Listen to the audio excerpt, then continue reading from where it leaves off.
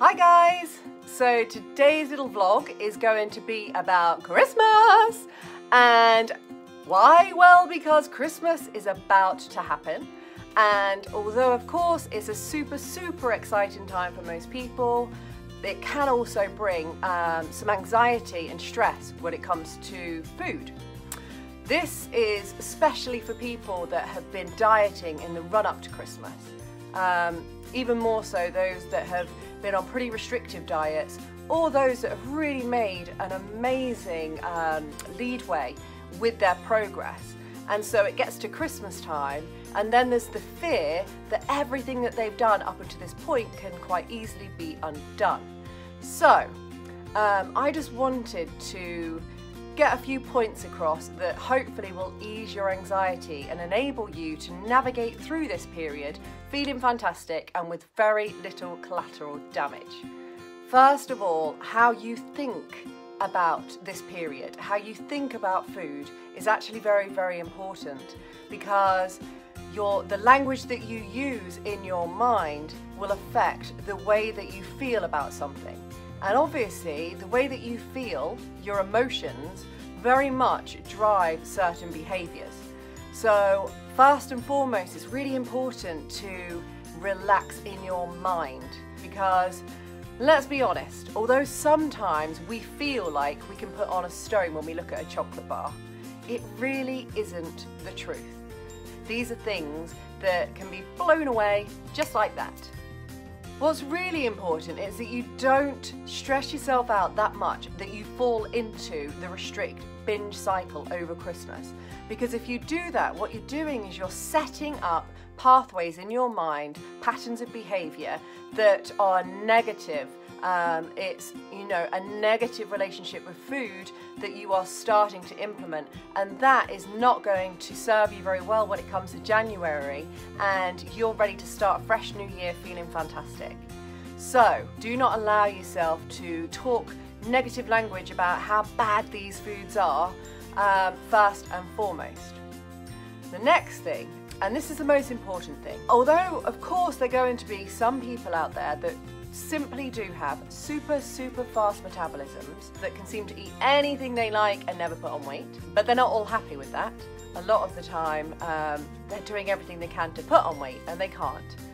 But the majority of people are not that way, and that became very clear to me when one of my bestest friends, she was always super tiny, and yet she always seemed to be able to eat everything that everybody else was eating.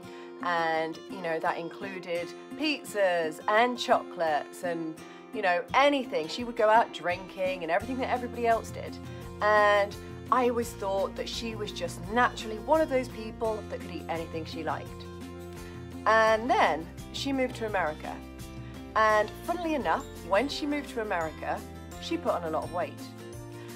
And when I started to ask her what had happened, basically, when she was in England, our culture is much more to eat at home most of the time.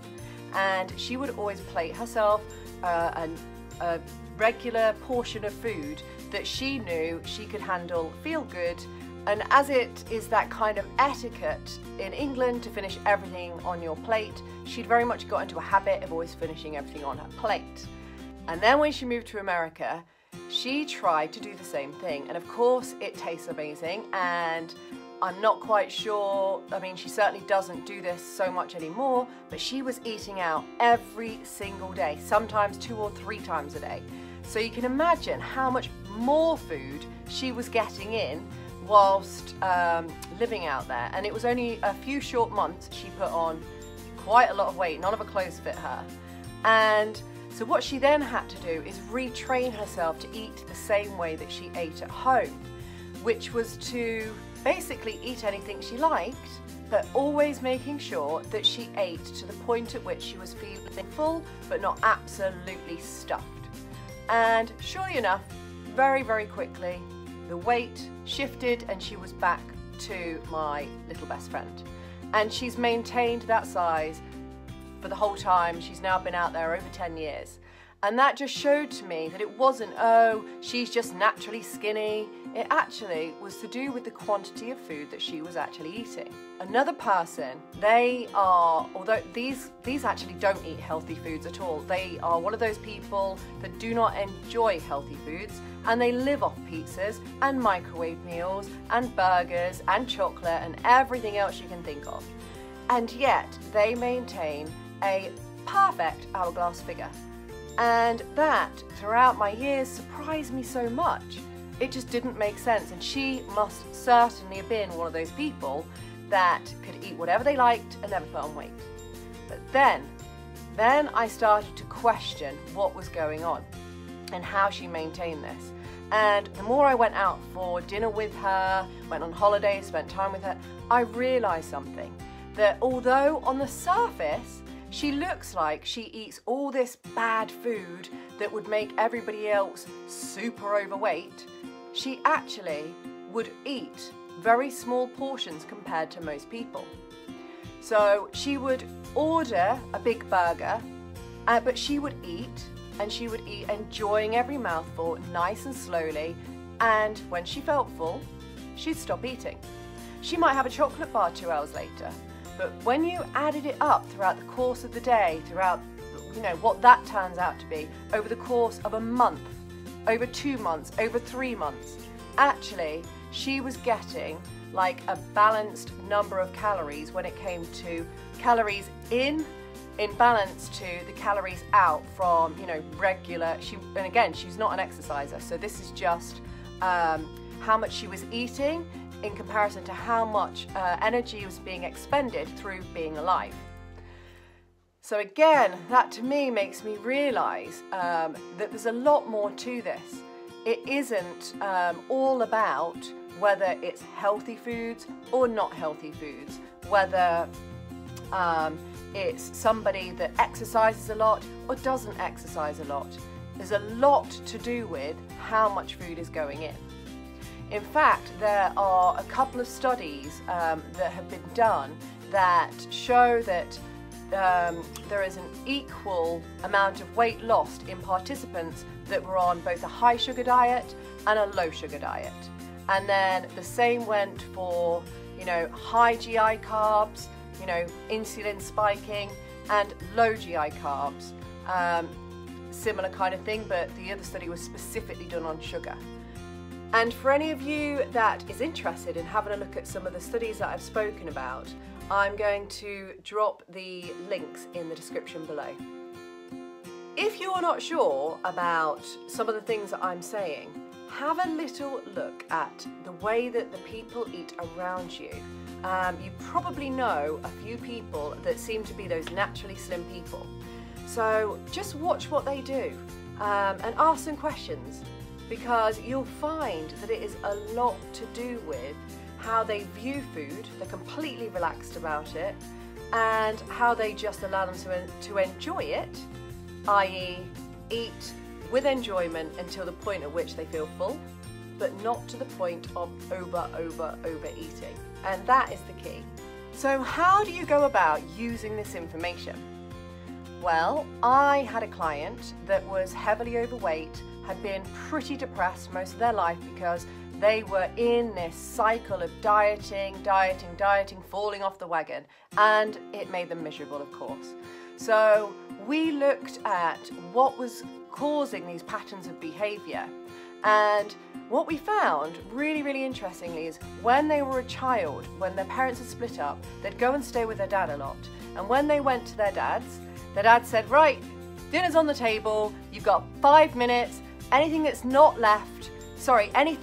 left on that plate after 5 minutes goes in the bin, we're going to the pub. And he really followed that through. So you can imagine, time after time, he would get into the habit of eating his food as fast as he could because he was terrified it was going to be taken away from him. And of course, over the years, even though he is now an adult and he is in control and nobody has taken his food away, that pattern of behaviour has become very much ingrained in his mind. And you can kind of see why, because some of the really powerful drivers as a human is to protect oneself, to stay alive, and food is obviously critical to staying alive. So his brain really linked that things had to be eaten fast or food would be scarce. So the fear of starvation sounds absolutely ridiculous, but that is how we are wired.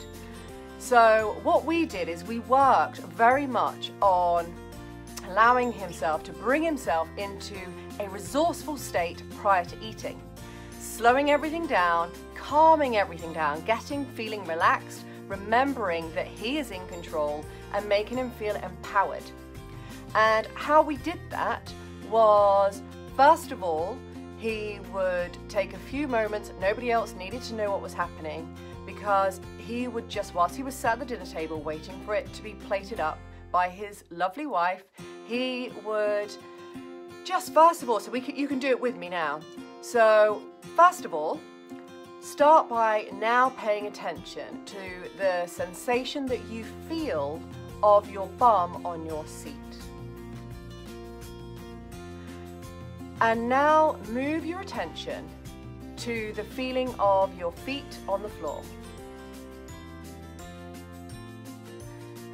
And now move all of your attention to your big toes. Feel your big toes. And now moving your attention to your tummy. Feel how it moves in and out as you breathe. And now moving your attention to your shoulders. Notice if they feel tense or relaxed. And just take a nice deep breath in. Hold it at the top. And take a nice deep breath out and relax your shoulders down as you do that. And I actually felt myself do that at the same time. So that's the first thing, and then that can be enough because it's almost like an anchor for you to go, right, I'm relaxing, ready to eat and enjoy my food. But the other thing that we did that helped so much was to use positive visual practice. So he would just, in his mind, practice experiencing eating, not like silly slowly. I'm talking, you know, practice enjoying his food with his family, like eating it like a normal person, you know, not shoveling it in, but actually just eating it, enjoying it, having a bit of a conversation with somebody, eating it again, feeling really relaxed, completely relaxing his tummy and his shoulders. And then when he's had enough and he feels fantastic, finishing off absolutely again relaxed. And you know what? It worked wonders. He lost so much weight. There wasn't a diet involved. There was no restriction at all involved. It was about getting himself into a resourceful state prior to eating his food so that he could fully enjoy it. And when you fully enjoy it and you finish when you feel that satisfaction, then it doesn't matter if you're having a few chocolate treats from the Christmas tree, whether you're eating a Christmas dinner. At the end of the day, of course, you may overeat a little, it's not the end of the world. By the end of this week, if you're having a little bit more here and there, you may have put on a couple of pounds, and a couple of pounds will take next to nothing to be gone, but you will have gone through your Christmas, you will have developed much more positive habits around food, or should we say naughty food, and helped undone that negative connection that you have between treats, naughty food, whatever you want to call it, and clean, healthy food, and just started to eat how these naturally slim people eat. And of course, then you can start off in January being super healthy again, feeling fantastic, and you'll be straight back into the swing of things. So I hope that you found that helpful. Of course, if you did, give me a thumbs up. And if you want to hear more from me in the new year, subscribe. And also, if you've got any questions, you've got a topic that you would like me to cover, please do just drop me some questions and things in the comments below and I will get back to you. Apart from that, I want to wish you an absolutely wonderful Christmas. I hope you enjoy all the food, your family, your friends, and have a wonderful time. And a Happy New Year.